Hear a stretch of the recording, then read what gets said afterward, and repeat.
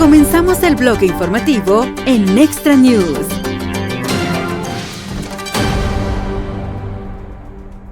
El presidente Trump celebró la supremacía y la independencia energética de Estados Unidos durante el discurso del Estado de la Unión el martes por la noche, donde anunció la cantidad de petróleo que EU ha obtenido de Venezuela. Miren esto. La producción de petróleo estadounidense ha aumentado en más de 600,000 barriles por día y acabamos de recibir de nuestro nuevo amigo y socio, Venezuela, más de 80 millones de barriles de petróleo. La producción estadounidense de gas natural está en su punto más alto de la historia porque cumplí mi promesa de perforar, sí, perforar. Y ahora el Tesoro dice esta mañana que está autorizando a las empresas que buscan licencias para revender petróleo venezolano a Cuba. Marco Rubio se reunió con líderes del Caribe que alertan sobre la crisis en Cuba. Nos acompaña el secretario del Interior, Doug Burgum. Secretario, gracias por estar aquí. Qué bueno verte, María, en el Estado de la Unión. Sí, lo fue. ¿Y qué noche fue? El presidente habló sobre todo tipo de políticas que surgen de su administración, incluyendo un gran enfoque en lo que usted está haciendo y en el sector energético en general. Cuéntenos sobre esta medida en cuanto a este petróleo adicional de Venezuela y qué significa eso tanto para Cuba como para los estadounidenses. Bueno, tanto el increíble discurso del presidente el martes por la noche como las acciones de esta semana realmente resaltan el hecho de que la política de dominio energético del presidente Trump es la clave para la paz y la estabilidad en todo el mundo y es la clave para la prosperidad y la asequibilidad aquí en casa. Cuba en particular, por supuesto, dependía en gran medida del petróleo venezolano que intercambiaban por servicios de seguridad y otras cosas. No pagaban en efectivo, sino que era simplemente parte de su relación con Venezuela. Queremos asegurarnos, y como dijo el secretario Rubio anoche, que va a haber algún flujo de energía hacia Cuba, hacia su sector privado, no hacia el ejército, no hacia el gobierno, pero la necesitan para cosas básicas como combustibles para cocinar y así evitar una crisis humanitaria. Sí, y el presidente habló sobre esta nueva política que ha ideado. Las tecnológicas irán a la Casa Blanca para firmar con el presidente el compromiso de suministrar su propia energía para centros de datos de IA y así bajar costos eléctricos. Escuchen al presidente el martes. Muchos estadounidenses también están preocupados de que la demanda de energía de los centros de datos de IA pueda aumentar injustamente sus facturas de servicios eléctricos. Esta noche me complace anunciar que he negociado el nuevo compromiso de protección para los usuarios de servicios públicos. Ustedes saben lo que es eso. Exigimos a las tecnológicas cubrir su propia demanda energética. Deben generar su energía para no encarecer los precios. En muchos casos, el costo eléctrico bajará drásticamente para la comunidad. Esto asegura su suministro mientras reduce los precios para ustedes. Eso suena significativo para mí, señor. ¿Puede contarnos más sobre eso? Nuevamente, el presidente Trump usa innovación y sentido común para una respuesta integral. En este país debemos ganar la carrera armamentista de la IA. Necesitamos energía para lograrlo y tenemos que mantener los precios bajos. En mi estado, Dakota del Norte, hace 15 meses, antes de dejar la gobernación, construimos un centro de datos de $1,200 millones y el precio eléctrico local bajó. No es un hecho que los centros de datos siempre suban los precios. El presidente Trump básicamente está describiendo una política que yo llamo Baby Up. Trae tu propia energía. Los 5 hyperscalers, las mayores tecnológicas, tienen presupuestos de capital combinados este año que superan los $400 mil millones. Eso supera con creces lo que las compañías eléctricas planeaban gastar. Además, tienen sentido de urgencia. Ellos entienden, los hyperscalers entienden que por primera vez en la historia 1 kilovatio de electricidad puede convertirse en inteligencia. Quiero decir, esto es un cambio extraordinario desde en la historia registrada. El software siempre ha sido asombroso, pero ahora a este nivel lo cambia todo y afecta a cada trabajo, cada empresa, cada industria. Es el camino hacia todo, desde curar el cáncer hasta tener un tutor personalizado para cada estudiante. Así que la inteligencia artificial va a tener una demanda de energía. Tenemos que generar esa energía, ya sea construyéndola detrás del medidor, fuera de la red, o de una manera en la que, si la construyen, generen energía extra para aportar a la red. Así podemos asegurarnos de mantener los precios asequibles para los estadounidenses.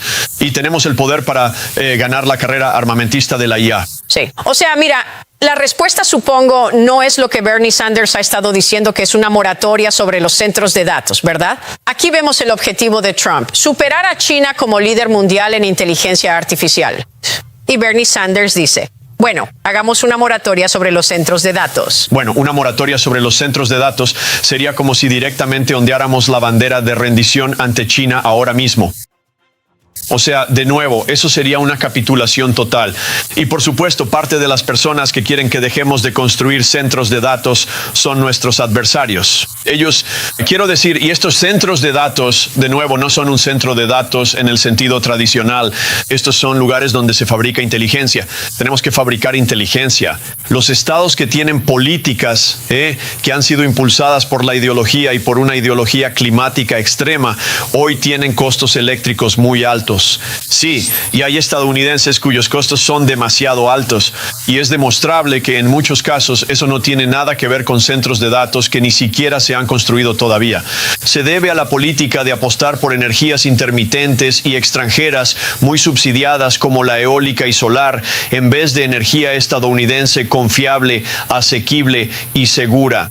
Quiero decir, podrías, dependiendo de la etapa en la que estés, podrías estar pagando hasta 3 veces más por tu electricidad que en los estados que tienen políticas energéticas de sentido común, como Dakota del Norte o Texas. Así que el flujo de capital va a ir hacia donde los precios de la electricidad sean bajos. En esta revolución de la IA, el capital fluirá donde la electricidad sea barata. Los estados con precios altos no podrán competir por estas fábricas de inteligencia artificial. ¿Cuál es la conversación sobre Irán en este momento? Quiero decir, mira, la carga de crudo iraní está aumentando este mes. Obviamente las tensiones están aumentando antes de las conversaciones nucleares de hoy, y mientras el presidente ha expandido la armada a distancia de ataque de Irán. Una firma de recopilación de datos marítimos informa que las cifras de carga han subido a más de 2 millones de barriles por día. Eso es un 50% más alto que donde estábamos en el promedio de los 3 meses anteriores. Irán y Rusia están coordinando la bajada de precios del petróleo para China, aparentemente debido a un exceso de petróleo en aguas asiáticas, con el temor creciente de un ataque de Estados Unidos. De Estados Unidos a Irán, secretario. Entonces, ¿cómo encaja la historia de Irán en todo esto? Bueno, el presidente Trump ha sido claro en estas negociaciones con Irán que es no armas nucleares y no misiles balísticos intercontinentales que puedan atacar Europa o Estados Unidos. Así que eso está sobre la mesa. Veremos qué hacen los iraníes. Pero mientras tanto, de nuevo, esto nos remonta a la administración anterior, la de Biden. Cuando tienes sanciones fallidas en lugares como Rusia e Irán, ellos están usando esas ventas de petróleo para financiar una guerra en Europa. Irán lo estaba usando para financiar a 24 grupos terroristas, y el ganador es China, que ha podido construir la mayor reserva estratégica de petróleo del mundo a precios de descuento. Así que las sanciones fallidas convirtieron a estos productores de energía en estaciones de servicio de descuento para China. El presidente Trump entiende nuevamente la dominancia energética y tenemos entre nosotros mismos Venezuela y la producción récord de Estados Unidos. Tenemos la capacidad de tomar medidas en Medio Oriente sin que eso afecte el precio de la gasolina y el petróleo aquí en casa. Quiero decir, estamos en un nuevo mundo gracias a la dominancia energética. Le da a Estados Unidos, le da al presidente Trump una enorme capacidad de negociación que no existía hace 10, 15 o 20 años. Sí, quiero decir, tú también acabas de regresar de Europa, ¿verdad? Y tú... se han logrado nuevos avances en el intento de conseguir que los europeos, algunos países europeos, dejen de comprar petróleo ruso. ¿Es eso correcto? No fuimos allí, ellos vinieron aquí. Chris Wright y yo nos reunimos este martes con 21 ministros de energía de Europa Central y del Este.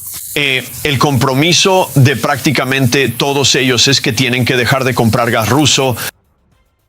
Han salido perjudicados en esa relación en múltiples ocasiones. No quieren depender de una fuente de energía para calentar sus hogares y alimentar su electricidad que pueda ser utilizada para coaccionarlos o incluso atacarlos literalmente. ¿Por qué comprarías algo de alguien que está luchando contra ti? Y por eso la clave es tener un corredor norte-sur en Europa del Este. Es decir, importar GNL estadounidense a Polonia y bajarlo hasta Ucrania, importar en Grecia y Croacia y subirlo hacia Europa Central. La infraestructura de gasoductos existente en Europa es casi en su totalidad de oeste a este, viniendo de Rusia. Algunos de esos países sin salida al mar en Europa Central y del Este, ahora mismo su única fuente de gas natural es Rusia.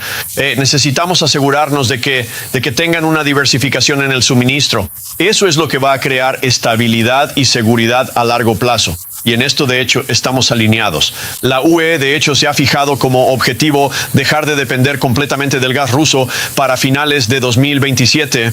Estados Unidos y las empresas estadounidenses tienen la oportunidad de vender en ese mercado, construir infraestructura en ese mercado. Eso va a conducir a estabilidad, paz y prosperidad a largo plazo, nuevamente, tanto para las empresas estadounidenses que venden allí como para los europeos en esa parte del mundo, para que tengan independencia y soberanía sobre su energía.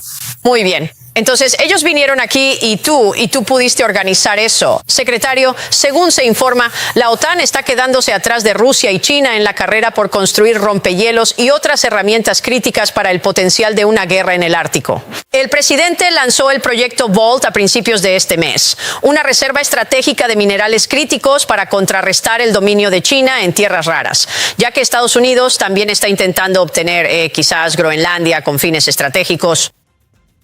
Hablé con Matthew Whitaker, el embajador de Estados Unidos ante la OTAN, hace unos momentos, y esto es lo que dijo anteriormente en el programa. Groenlandia es una parte fundamental de la seguridad de América del Norte. Tenemos un grupo de trabajo de alto nivel que está negociando trilateralmente con Estados Unidos, Dinamarca y Groenlandia para asegurarnos de que se tengan en cuenta todas nuestras preocupaciones. Se resolvieron. También hemos anunciado un centinela ártico aquí en la OTAN, donde el comandante supremo aliado en Europa está coordinando todas las capacidades. Pero hay cosas como los rompehielos, aviones cazasubmarinos, ya sabes, sensores de aguas profundas, de los que tenemos que asegurarnos no solo de saber qué tiene y qué aporta cada uno, sino también de asegurarnos de que si tenemos brechas o desafíos de capacidad, podamos abordarlos a corto plazo. China y Rusia están activas en la región. China es ambiciosa, en esa zona, y tenemos que asegurarnos de igualar eso, proteger nuestros intereses y los intereses de la alianza. Secretario, ¿qué más nos puede decir al respecto? Bueno, el embajador Whitaker tiene razón.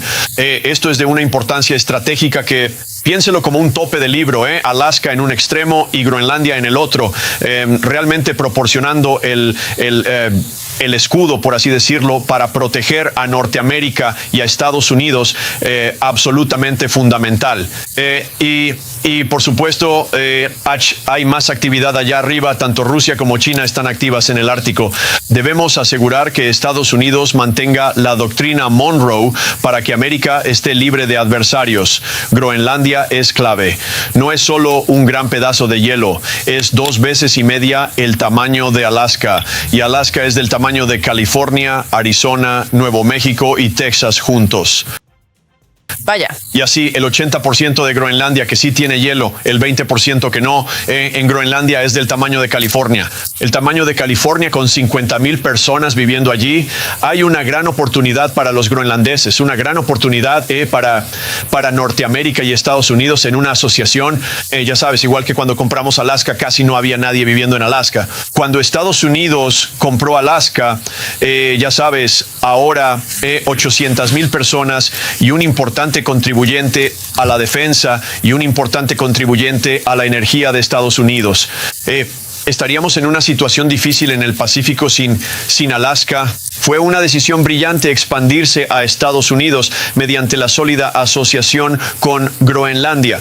Esto beneficia la seguridad de los estadounidenses y garantiza el suministro de minerales críticos para nuestro país. Sí, un punto muy importante. Está haciendo mucho, secretario. El Consejo Nacional de Dominio Energético del presidente Trump tiene previsto organizar el primer foro ministerial y empresarial de seguridad energética del Indo-Pacífico en Tokio el próximo mes. Usted preside ese consejo.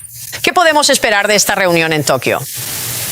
Bueno, tendremos al secretario Chris Wright, al administrador de la EPA Lee Zeldin allí, así como a varios otros directivos. Esperamos contar con la presencia de más de 20 países allí. Y esto es una continuación. Los tres hicimos un viaje a Alaska la primavera pasada y por supuesto con el gasoducto de GNL de Alaska en el horizonte que viene desde el North Slope hacia abajo. Ya sabe, hay una oportunidad. Son 8 días desde Anchorage hasta Tokio. Esto reduce su cadena de suministro. Hay 120 millones de personas viviendo en Japón. Ya sabe, eso es el tamaño de Dakota del Norte y Dakota del Sur. No tienen petróleo ni gas. 51 millones de personas viven en Corea del Sur. Eso es, ya sabe, la mitad del tamaño de Dakota del Norte. También casi no tienen petróleo ni gas. Luego suma Filipinas, suma todos los territorios que gestionamos a través del Departamento del Interior, Guam, Samoa Americana, las Islas Marianas, donde tenemos importantes instalaciones de defensa en Japón, Corea, Guam, todos estos lugares, y todos esos lugares dependen del petróleo extranjero. Tenemos la oportunidad de suministrar a nuestros territorios y aliados cadenas de suministro de energía seguras provenientes de Estados Unidos. Nuevamente, es excelente para los estadounidenses, excelente para la asequibilidad aquí en casa y excelente para la estabilidad mundial. Así que parte de la dominancia energética es vender energía a nuestros amigos y aliados para que no tengan que comprarla a nuestros adversarios. Y eso aplica tanto al Pacífico como a Europa del Este. Sí, y me imagino que la demanda de energía en Japón solo está aumentando en este momento, ya que la nación está en auge. Entiendo que la economía está yendo muy bien. Hay muchas celebraciones y actividad en torno al nuevo primer ministro, Tsunakichi, así que estaremos atentos a esa historia. Señor secretario, permítame conocer su opinión. Está haciendo mucho. Tiene usted una cartera enorme. ¿Cómo ha impactado el cierre del Departamento de Seguridad Nacional en su cartera? Bueno, afortunadamente no ha habido mucho impacto directo allí, pero por supuesto cuando empiezas a cerrar activos tan importantes como la Guardia Costera, y nosotros tenemos ubicaciones de la Guardia Costera en algunos de estos territorios, incluyendo lugares como las Islas Vírgenes de EEUU que gestionamos. Así que, de nuevo, es importante, esto podría ser el cierre más fútil o innecesario de todos, quiero decir, el menos efectivo. Simplemente, una vez más, los demócratas están perjudicando a los estadounidenses. El cierre del otoño pasado, como sabes, le quitó al menos 1 punto, tal vez 2, al crecimiento del PIB. Y de nuevo, ¿para qué? Solo están perjudicando a Estados Unidos y no logran nada. Siempre pienso que si el partido minoritario quiere lograr algo, debería presentar un proyecto de ley e intentar que pase por el Congreso, en lugar de tomar como rehenes a todos los estadounidenses. No están tomando como rehenes a los republicanos cuando cierran el servicio secreto o FEMA, están perjudicando a todos los estadounidenses. Así que, de nuevo, no tiene ningún sentido para mí políticamente. Ya sabes, el gobierno, estamos aquí para servir a todos, y los demócratas deberían hacer lo mismo. Seguiremos atentos a esa noticia. Secretario, un gusto saludarle. Gracias. Muy pronto, vuelve a escuchar las noticias más relevantes en este canal de noticias.